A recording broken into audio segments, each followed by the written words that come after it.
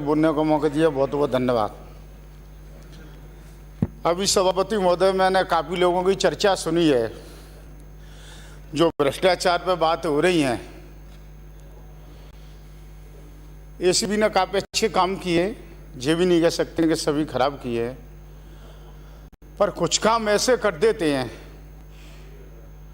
कि उनकी वजह से पूरा डिपार्टमेंट, पूरी सरकार की बदनामी होती है।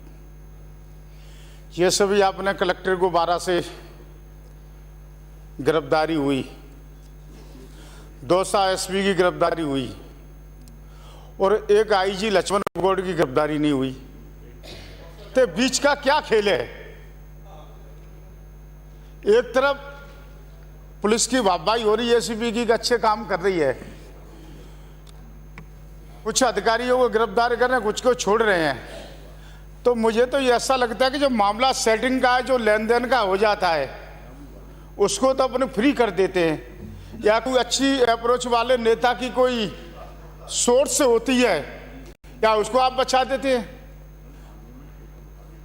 नाम सुना हमने दिनेश एमएम जी का, तक हमने शक्ल नहीं देखी। करौली एसपी रहे थे, बहुत अच्छा काम किया था। अब भी काम पूरे प्रदेश में नाम है, एक मैं जानता नहीं, नाम सुना है कि बहुत अच्छा काम करते हैं, पर मैं जानता हूं कि कुछ लोग उन पर भी नाजायज कराने के लिए दबाव बनाते हैं। तो कहीं ना कहीं तो बीच में लोग गड़बड़ करते हैं। जो अच्छे लोग हैं, जिन्हें फील्ड में रहना चाहिए, जहां भ्रष्टाचार बंद होना चाहिए, वो लोग तो कोई ऑफिस में पड़े हैं, कोई कहीं भी लगा रखे हैं। जो छठे हुए एक से एक नंबर बन के ये चोर आते हैं, इधर से उधर लगा दो, एक को मैं ले जाऊंगा, एक को कोई दूसरा आएगा बोले जाएगा, कोई तीसरा आएगा बोले जाएगा। माननीय हमारे धारीवाल जी बैठे हैं, मैं थोड़ा आज वो जवाब दें जब इस पर, तो थोड़ा आज ये क्लियर होना चाहिए। आज ये क्लियर होना चाहिए कि लक्ष्मण गौड़ को क्यों बचाया, कितना बड़ा ईमानदार है वो, उसके इतिहास ले लो आप। उसके दलाल पकड़े गए, कोटा के 12 कलेक्टर के, तो 12 कलेक्टर की गिरफ्तारी हो गई। 10 एसपी के दलाल पकड़े गए, उनकी गिरफ्तारी हो गई। तमाम आईएएस गए हैं, जयसवाल वगैरह, तमाम मनगिनती खनिज सचिव, वो का नाम है सिंघवी, तमाम लोग गए हैं, सबकी गिरफ्तारी हुई है। पर मैं ये पूछ रहा हूँ गृह मंत्री जी, आप जवाब देंगे इसका? मुझे जवाब चाहिए कि इसको गिरफ्तारी क्यों नहीं हुई, क्यों इसकी पेंडिंग की गई, क्या राज है इसके अंदर? ये क्लियर आज मुझे जवाब चाहिए सदन से। उन बकाया कि बैठते रहो, बोलते रहो, बकते रहो, चले जाओ, आप पे कोई असर नहीं पड़ता है। क्या मतलब है यहाँ पर आने का? क्यों यहाँ सुबह से शाम तक हम लोगों को यहाँ बैठाते हैं? जब कोई चीज़ का अगर आप जवाब ही नहीं देना जानते तो क्या मतलब है? उसकी गिरफ्तारी होगी क्या नहीं होगी? वो ईमानदार है तो उसको फील्ड में पोस्टिंग लगा देनी चाहिए। क्यों आपने वहाँ पर पटक रखा है ऑफिसों में? उसको पोस्टिंग दे दो अगर वो ईमानदार है तो। अगर चोर है तो जैसे औरों को सजा मिली है उसको भी सजा मिलनी चाहिए। जैसे आपने कोई एक आईजी है अभी, कोई सतवीर, उसको भी ऐसी आपने लगा दी। तमाम तरह के लोग हैं यार, आप समझ में नहीं आ रही कि आप क्या दोगला खेल खेलते हैं। एक तरफ आप ईमानदारी की दुहाई दे रहे हैं, एक तरफ आप ये कर रहे हैं। ये 2 तरह के खेल क्यों? काम करना है तो ठीक से करो, सबके का एक सा काम करो, और नहीं करना तो फिर क्या मतलब है? एक पर तो ईमानदारी की मोहर ठोकरे के साथ सरकार के अच्छे काम है, आप अपनी सरकार की हम खुद ही बदनामी कराएं, तो इसमें मतलब क्या है? तो मैं तो यही निवेदन कर रहा हूँ कि ऐसे चोर लोग हैं उनको तत्काल, और जिनके का कोई ऐसा एक कानून बनना चाहिए कि ये इतनी बड़ी पोस्टों पर बैठी है, ये करोड़ों रुपए ये महीने की मंथली ले रहे हैं, जितना पैसा डका रहे हैं, ऐसे लोगों को आपको घर बैठाना चाहिए। इन्होंने पूरा देश लूट लिया, पूरा प्रदेश लूट लिया, जिन्हें आईपीएस होना, आईएएस होना, आपने इनको बचाते चले जाते। कोई आएगा नहीं, मेरे पास आ गया, मैंने उसकी मदद करी और किसी के पास पहुंच गया, और किसी के पास पहुंच गया। एक खेल नहीं होना चाहिए, सबके का एक सा काम होना चाहिए। जिन जिन लोगों ने भ्रष्टाचार में पकड़े गए हैं वो सभी लोगों को अंदर पटको आप जेल में। ये नहीं कि आप पे एक की मेरी मेहरबानी होगी तो मैं बचा दूँ, एक पे और किसी की हो जाए तो और कोई आके बचा दे। सबके का आप एक सा काम करें। माननीय सभापति महोदय, कुछ लोग जो जेल में थे गुंडागिरी करते हैं। अभी मेरे धौलपुर जिले का एक मोरली गांव का एक धर्मेंद्र लुक्का, वो पूर्व में हम लोगों से उसने गाली बकी थी मेरे से और कैबिनेट मंत्री हमारे रमेश मीणा से, और बंदूक लहराए के नहीं वो धमकी दे रहे। चलो ये धमकी है तो हमें जीवन भर मिलेगी और मिलती रहेगी, इनसे हम पे कोई फर्क नहीं है, और ना हम कभी डरे ना डरने वाले हैं। और ना डरेंगे, मुकाबला किया और करते ही रहेंगे। वो लोग बस में जा रहे थे तो उन लोगों को कुछ छुड़ाने के लिए कुछ गुंडों ने मिर्च लेकर आई, हथियार लेकर आई, बस में मिर्च फेंकी उन्होंने और उसमें सवारी बैठी थी। अभी 5-6 दिन पहली बात है। और उन्होंने जो पुलिस वाले, जो गार्ड वाले थे, जो उनको तारीख पेशी पे लेकर नहीं जा रहे अपने भरतपुर में, तो वो सभी पुलिस वालों पर वो हावी हो गए। उन्होंने उनको छुड़ा लिया। पर एक बस में एक RSC का था, उसने बेचारे हिम्मत दिखा के ना उसने कोशिश करी। उसी में एक महिला थी, एक वसुंधरा चौहान, उस लेडीज ने वो गुंडों का डटकना ही मुकाबला किया और उस लेडीज ने 2 गुंडों को वहाँ पर पटक लिया और उनसे हथियार छुड़ा लिए उस लेडीज ने। तो मेरा आपके माध्यम से मुख्यमंत्री से निवेदन है कि उस बच्ची को, आज महिला दिवस है, आज उसको सब इंस्पेक्टर की पोस्टिंग कर दी जाए तो एक प्रदेश के नंबर एक बहुत अच्छा मैसेज जाएगा आज महिला दिवस पे। सभापति महोदय, अगर मैं जानता हूं कि अगर ये 2 लोग नहीं होते तो उतना बड़ा गुंडा होता कि जैसे आज जो लोग जेल में, जैसे आज आनंद पाल जैसे तमाम लोग यहाँ से भाग भाग के नहीं गए, इसी तरीके से क्राइम करते। तो उस बच्ची की और RSC वाले 2 लोगों की मदद से ही आज वो गुंडे हैं वो वहाँ पर पकड़ लिए, वो उनको छुड़ा के नहीं ले जाते। उन्होंने इतनी फायरिंग की है कि कोई वहाँ पर पास के लोग भी कोई खेतों में जो काम कर रहे थे वो भी लोग वहाँ पर भाग गए।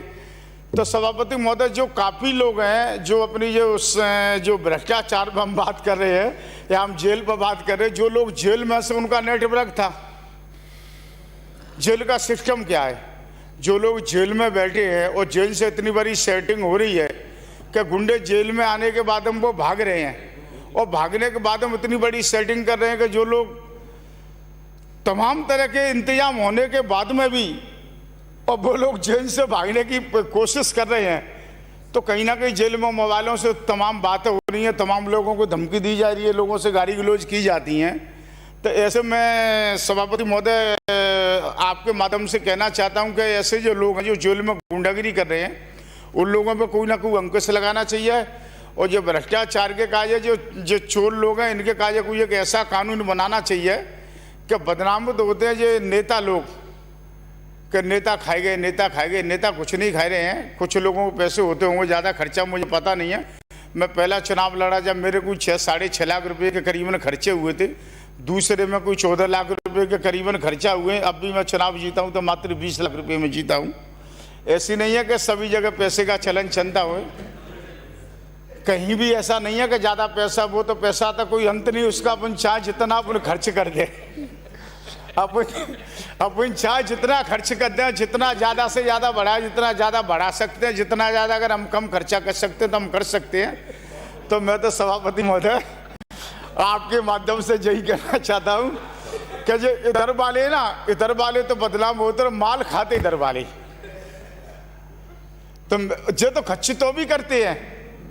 इन लोगों का तो कोई खर्चा ही नहीं है। सरकारी गाड़ी मिल रही है, सत्ता में रहे या विपक्ष में रहे, तो 5 साल के बाद सत्ता तो उतर जाए, कोई राम राम नहीं करता है सत्ता के बाद में। और जो पूरी 5 साल कमाते रहते, कहीं भी चले जाए पोस्टिंग तो मिलेगी, ठीक ठाक गाड़ी मिलेगी, बंगला मिलेगी, घोड़े मिलेंगे, सब ठीक सुविधा मिलेगी, मकान मिलेंगे, लाइट बिजली पानी सब फ्री की सुविधा है। तो बदनाम तो इधर वाले होते और मजा मारे इधर वाले कुछ नहीं करेंगे गड़बड़। जब तक इधर वाले नहीं चाहेंगे, जब तक इधर वाले गड़बड़ नहीं कर पाएंगे। अकेले इनके हाथ में है क्या? इनके हाथ में है क्या? ये तो सिर्फ अपने मुंह से बकेंगे, फोन से कह देंगे, इसके अलावा इनके पास तो कुछ है नहीं। करने वाले, कलम चलाने वाले पोवत तो इधर वालों पर। तो सभापति महोदय, जब इधर वाले नहीं करेंगे तो इधर वाले कुछ भी नहीं करेंगे। सुधारने की जरूरत है वो इधर वालों की है।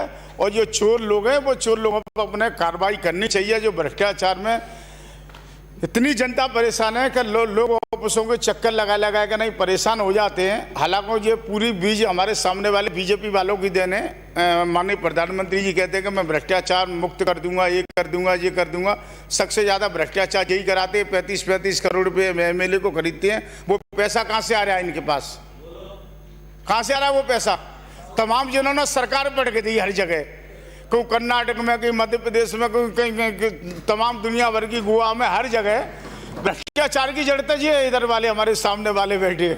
सबसे ज़्यादा अगर जिन्होंने इतना जो देश के अंदर भ्रष्टाचार फैलाया है, केंद्र से लेके ना राज्य तक, जब भी आपकी ये हालत हुई है, अभी आप आगे आके नहीं देखना, अभी आप देख रहे हैं ना सत्ता का मजा। कभी आगे आएगा नहीं, हम 23 में हम चुनाव जीतेंगे।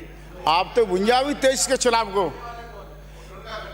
23 के चुनाव को भुंजाओ। होटल में क्या खर्चा, खाना तो हम घर पर भी खाते हैं, खाना वहाँ खाया है। होटल में क्या खर्चा, खाना घर पर ही खाते हैं।